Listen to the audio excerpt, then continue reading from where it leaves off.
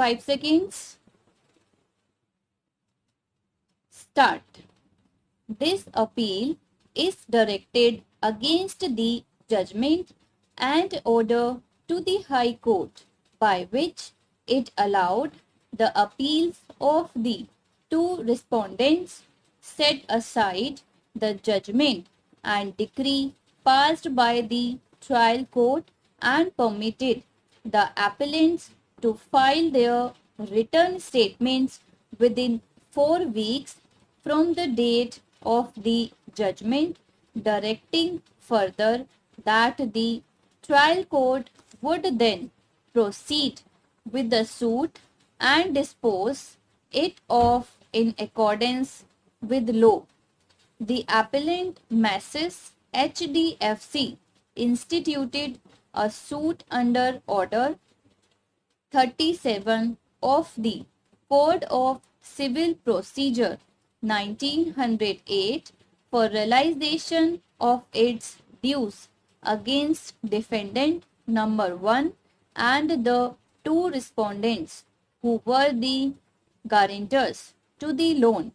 According to the case of the appellant, plaintiff and defendant number 1, who was the owner of a plot of land, approached the appellant plaintiff for a loan for constructing a house on the plot.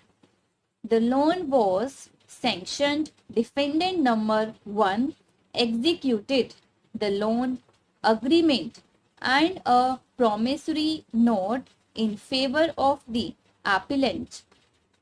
In addition, defendant number 1 also created an equitable mortgage in favor of the plaintiff by depositing the title deeds of the plot in question.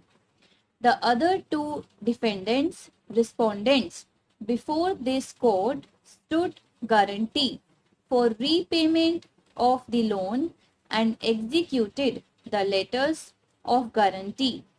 On the execution of the necessary documents, the loan was disbursed to defendant number 1 in 2 installments.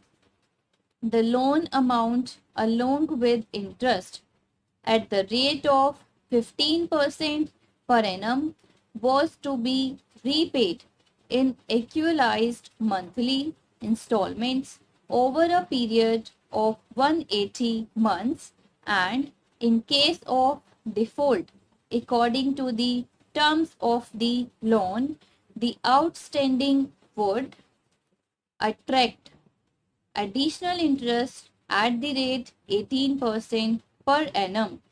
The defendants defaulted in payment of the EMIs, and as a result, a large sum was outstanding against them.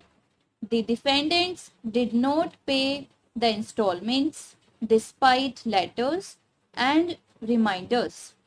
Hence, the plaintiff invoked the guarantees and intimated the two respondents that in case of failure to make the payment, legal proceedings would be instituted against them.